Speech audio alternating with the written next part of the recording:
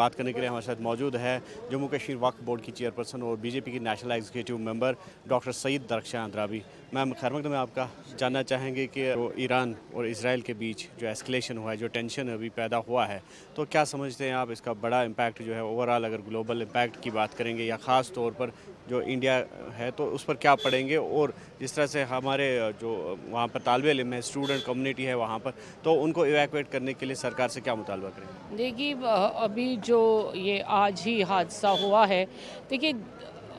दुनिया में कहीं पे भी आपने देखा, यूक्रेन में हुआ था या कहीं भी होता है, तो चिंता तो रहती है हर एक नागरिक के लिए। जो खासकर हमारे भारत के स्टूडेंट्स वहाँ पे पढ़ते हैं उनके लिए तो चिंता होगी। सरकार ने पहले भी यूक्रेन से भी बच्चे वापस स्टूडेंट लाए थे। अभी ये देखना भी होता है कि किस तरह से सिचुएशन बनती है, लेकिन यही कहेंगे कि कहीं पे जंग ना हो, कहीं पे तबाही ना हो, और हमारे जहाँ पे भी हमारे भारत के जितने भी लोग होंगे वो सुरक्षित रहे और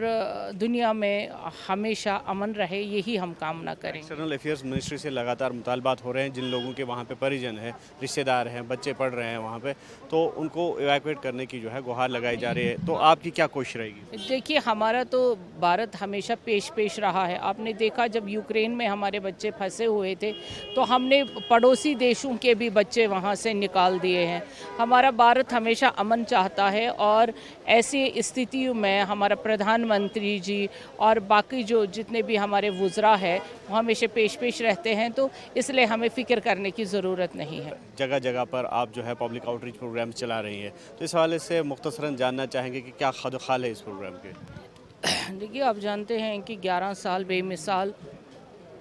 वाकई में मोदी जी के रहे हैं।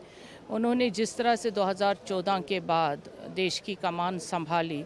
गरीब कल्याण जिसे कहते हैं, जो विकसित भारत बना है, वो किसी से ढकी छुपी बात नहीं है। एक महिला जो चूल्हा जलाती थी और उसके आंखों से आंसू निकलते थे, फिर जब उज्ज्वला स्कीम आई यानी उज्ज्वल सारा जहां हो गया, बेटी बचाओ बेटी पढ़ाओ से शुरू होकर जो इज़्ज़त घर मोदी जी ने दे दिए, जहाँ पे सोच के लिए बाहर जाना पड़ता था या सुबह अंधेरे में, उस तरह से छोटी सी चीज़ को लेकर भी मोदी जी ने बड़े टेक्नोलॉजिकल जो टेक्नोलॉजी थी हमारी देश की वो चांद तक पहुंचाई, और जो खासकर जिस पे देश चलता है वो होती है इकोनॉमी। आज हमारा देश चौथे नंबर पे इकोनॉमी लेवल पे आ जाता है, और आप जानते हैं कि आज जीडीपी जो है वो बाकी देशों के मुकाबले में सबसे ज़्यादा है और देश तरक्की कर रहा है, चाहे वो एजुकेशन सेक्टर हो, चाहे टेक्नोलॉजी हो,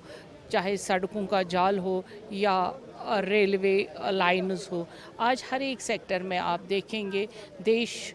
आगे बढ़ रहा है, और डिजिटल इंडिया जो मोदी जी का ख्वाब था, टेक्नोलॉजी जो हमारी है, तो उस हिसाब से हमारा देश आगे बढ़ा है। शुक्रिया।